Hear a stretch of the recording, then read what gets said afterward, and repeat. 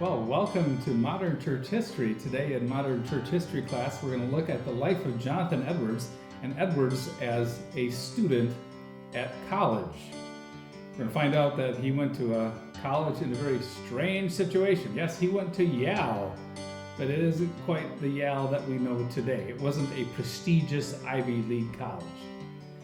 In our first session, we looked at Jonathan Edwards, and we looked at kind of the context in which he lived. And then last time we looked at his childhood and his parentage. So we learned about his dad, Timothy, and his mother, Esther Stoddard Edwards. Today now, Jonathan Edwards has grown and matured. He's a very promising young boy. He's college material, but guess how old he is only? 13. Now, back in those days, you'd go to college from about when you were 13 or 14, probably till when you were 18, something like that. So going to college in those days was similar to today, where you're going to high school. Now, Jonathan Edwards, being the precocious young boy he was, and with his daddy teaching him Latin so well, he was probably ready to go to college before some of his contemporaries. And so in 1716, Jonathan is ready to go off to college. He is about 13 years old, and so you might think, well, that's pretty young to go away from home. But thankfully, he's not going to have to go all that far, as we shall see. That's good. Now, the question is, where would he attend? Where would he go to college? Now, if you lived in colonial America, you didn't have a lot of choices. The big choice for you in the area, if you lived in Massachusetts, as Edwards did, or in New England, well, it might be that you'd go to Harvard. Yes, Harvard College had been established by the Puritans. Now, that might be surprising to you today because when you hear about Harvard University, you don't think of it being a Christian or a Calvinistic college. In fact, it's very secular. It's also one of the most prestigious colleges in the country, universities, and also it's very expensive to attend. And so it's for super gifted pupils today, and it's for people who have lots and lots of money to pay for it. They have huge endowments there today. Now, back in Edwards' day, though, it was still a young college, but it was changing. It had been founded by Puritans, by Congregational Calvinists, and it had been a place where their ministers were prepared. Yes, other people would go too, if you're going to be a lawyer or maybe a school teacher, or, if you're from a wealthy family and you wanted a classical education, you would go to Harvard. But especially it was started so that they had a preparatory school for their ministers. Now, you would go there and get your classical education, and then you'd go and you'd study under another minister. That was the method normally by which you became a minister. Timothy Edwards, Jonathan's dad, had gone to Harvard. But when it came time to decide where his own son, his one son, would go, remember he had 10 daughters, he had 60 feet of daughters, they're all very tall, and his one son, where would his one son attend? And the decision was it wouldn't be Harvard. Why? Well, because already at this time, Harvard was changing for the worse. Back in Europe, the winds of the Enlightenment were blowing, and many churches were apostatizing. And these winds had their effect also in the American colonies. So that at Harvard, there was a movement away from the confessional Calvinism of the past, more towards versions of Arminianism. There would be temptations towards Unitarianism, a denial of the Trinity, and that would happen in the next decades. So at this point, Timothy Edwards, who had graduated from Harvard, decides he needs to send his son elsewhere. And his choice is a school that didn't have so much of a reputation academically. It was the Collegiate School of Connecticut. Over at Harvard, things were going downhill. That was evident from the fact that Increase Mather, who had been the head of Harvard, had been forced to resign by board members, apparently, who were moving in the wrong direction. Cotton Mather and his son Increase Mather had been some of the leading congregational and confessional Calvinists in New England. Well, the fact that Increase Mather would get kicked out of Harvard in 1701 tells us that it's going in some bad directions. And so What had happened is that leading people, especially leading ministers in New England and in Massachusetts and in Connecticut, had decided that they needed to start a new school, one they could trust when they sent their sons there. And so they started a school that has a name that's kind of a big mouthful, the Collegiate School of Connecticut. And the charter for what would become Yale University said that the school should support the doctrines found in the Westminster Confession. So notice how the Puritans are wanting to go back. Their concern is for a school that's going to be faithful to the doctrines of the Reformation. And the charter mentioned the importance of this new school for promoting the power and purity of religion in the New England Congregational churches. So that was a new school, the Collegiate School of Connecticut. It was founded in 1701, the same year in which Increase Mather was fired or laid off from being the leader of Harvard. And in Edward's day now, in 1716, when he's a teenager ready to go to college, it operated on a shoestring budget. It also, even worse, had 3 rival campuses. What a strange situation. So not only did the college not even have a decent name at this point, the Collegiate School of Connecticut, but it also wandered around in Connecticut and met in 3 different locations. And these were actually competing with each other. Now, one of the problems was that they had a rector, we would call him the president for the college, and the rector was also a pastor of a very influential church, and therefore his job as the president of this new school was part-time. So he couldn't even devote his full energy to teaching there. And then there were debates among the supporters of this new school. Where would it be located? And there were 4 different places competing for it. Some people wanted in the town of Saybrook. Others wanted in New Haven, which is where it would end up. Others wanted in Wethersfield, which was closer to where Jonathan Edwards lived in East Windsor. So the result of all of this confusion was that in September of 1716, when Jonathan Edwards began his college career, he and 9 other freshmen studied in the close-by town of Wethersfield. Now, this was nice for Jonathan. He wasn't so old, and so it was nice that he didn't have to be very far away from Dad and Mom. In fact, I think he could go home every weekend if he wanted, since the town of Wethersfield was only 10 miles away from East Windsor, where his parents lived. So that was nice. Jonathan didn't have to go so far. So here he gathers in the town of Wethersfield with some of the students at the Collegiate School of Connecticut. In 1716, the trustees also finally decided that they would build the campus in the city of New Haven. At this time, a man named Yale had made a large donation that would allow the college to build a very impressive building in New Haven. But what happened is that the students who were studying in Wethersfield simply ignored that decision. They simply stayed in Wethersfield instead of moving to New Haven. Now at New Haven, there were tutors who were teaching the students who were there, and I suppose that the rector was also located there as well. Meanwhile, Jonathan, though, is with these other students, and he's in the town of Wethersfield being taught by a relative whose name was Elisha Williams. Elisha Williams was the tutor there, and apparently he was a very gifted tutor.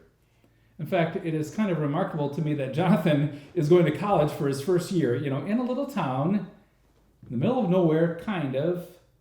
It's certainly not in a place like Boston or a large city. And he doesn't have a massive library available for them. In fact, what's going to happen is at Yale, there will be a larger library that comes available because some British supporters of the Congregational Calvinists will make a large donation of books. So Edwards, in his career at college, will have shortly some, cutting-edge books available for him to read. But this time, they're in this other place. It's only 1/3 of the college. And yet what is striking to me is how good of an education he and the others actually had. And they made progress in their classical studies. Now what happened is that he and the other kids just simply stayed in Wethersfield and studied, and they must have had the support of their parents.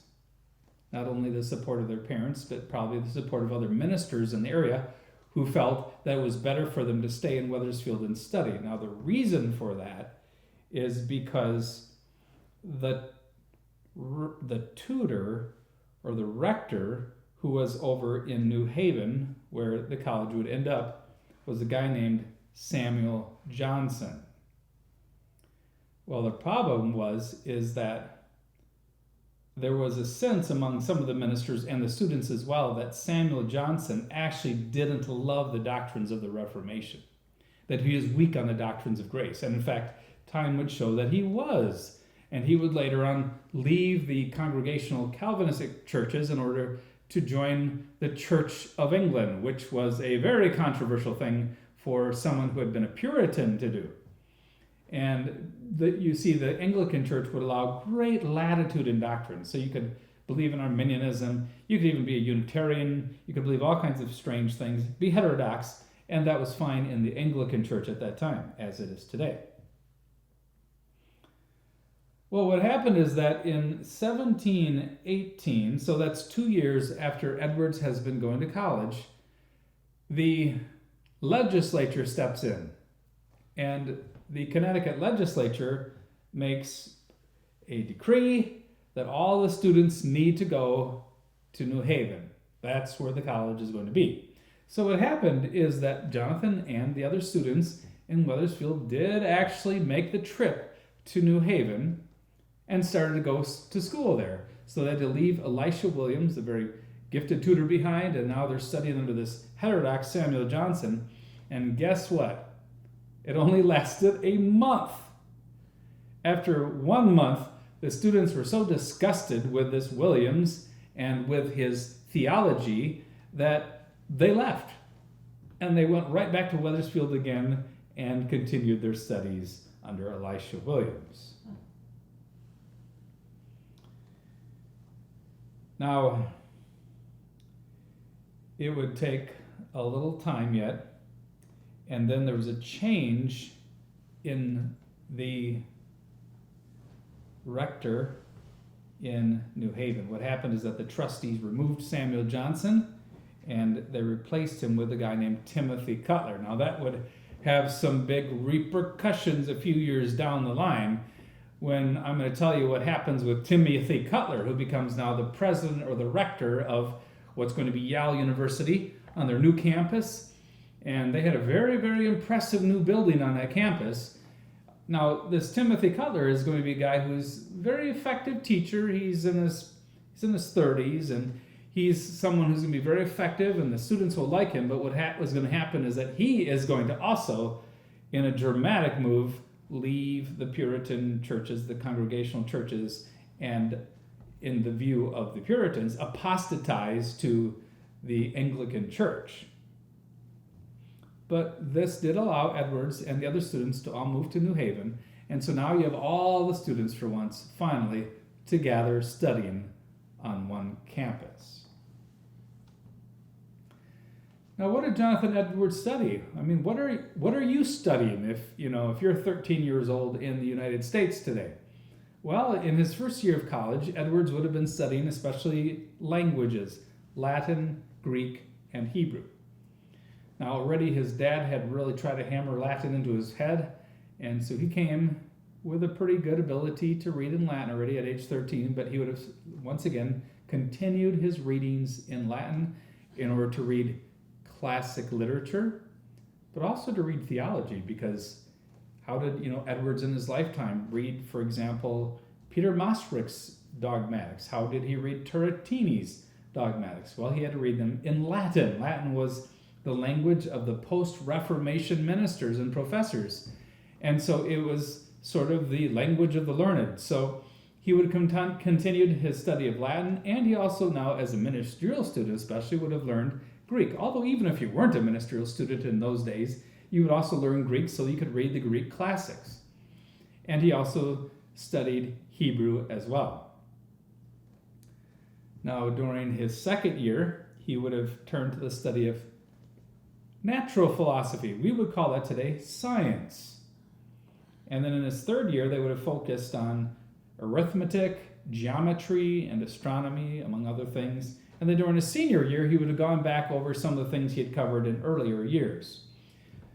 So what was going on, though, is that Edwards, and even though they were in places like Wethersfield, they were really having an education that was modeled on the classical approach to education that had been occurring for centuries. It was the same things that were taught at Cambridge and Oxford back in England. And so they were studying the classics, and they would have had to really learn their Latin well. But it was also a very exciting time for the students because it was a time where they could study the emerging natural philosophy, that is science. There was a scientific revolution going on at this time. Just like today, some of you students can be very, very interested in science. In fact, you can be very excited about studying different things in different areas of science. Well, in Edwards' day, this was a revolutionary time because Isaac Newton was writing his scientific works. He had groundbreaking things to say about physics and many other areas. Remember, there was the scientific revolution that was occurring at this time. And very shortly in America, for example, you'd have Benjamin Franklin, and he would have a kite up in the sky, and he'd have a key on the string, and he was doing experiments with electricity, remember. So it was a very exciting time for the study of science, and our young pupil, Jonathan, was very intrigued with natural philosophy. He was very intrigued with science, and that's partly why, too, they're developed this myth that when Edwards was only something like 13 or 14, that he wrote a famous write-up about flying spiders. Well, we've now learned that he probably wrote that more when he was 19 years old. But he wrote a very precocious little piece on flying spiders, and we'll talk about that at some point. But throughout his life, he was interested in God's creation of the world. He was interested in optics especially, and light and how that functioned. That was something that was really being studied by scientists in his day. So for one, his reading of Isaac Newton at this time would have a revolutionary effect. Now that was partly because at the library at Yale, yes, books by Isaac Newton were becoming available. And also he got his hands on the writings of the philosopher John Locke. Now, John Locke was an English philosopher who was writing on epistemology. How is it that we know things? And he advocated for a position that we would call today something like empiricism. He actually called it sensationalism. And his big point was that all knowledge is derived from sense experience. Plato had taught that somehow one reason we know things is that somehow in the realm of the forms there simply are these eternal ideas, and somehow we just remember them or something. John Locke is emphasizing, no, all the things we know come from sense experience. Now, one of Edwards' early biographers claimed that when Edwards first read John Locke's work on epistemology, he was astonished, and it really kind of opened his eyes to new possibilities when it came to thinking about how we know things. Another thing that was striking is that related to that, now we don't know what influences played a role, but Edwards would come to hold to a form of idealism. He would deny the existence of the material world. In fact, notice how Locke is emphasizing the fact that we learn things and we have sensations. George Berkeley, a contemporary philosopher who also would spend some time in the colonies, claimed that there was no material world, that everything that we had was simply ideas that God put into our minds. And Edwards would actually move towards a position similar to that as well. That's one reason why Perry Miller has claimed that Jonathan Edwards was one of the most brilliant early American philosophers, partly because of his interest too in scientific matters. But Jonathan didn't spend all of his time studying scientific matters, although those intrigued him, and I'm sure he read any new book on science he could get. Go ahead, a question. Wouldn't that have implications then for what he believed about Jesus coming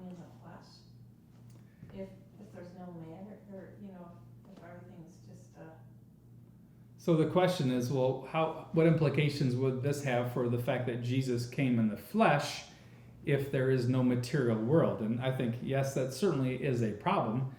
Of course, the way Barclay or Edwards would respond to that, they would say is that, it's in your mind's eye. God gives you this idea of the fact that in fact you have a body, and it seems that you do.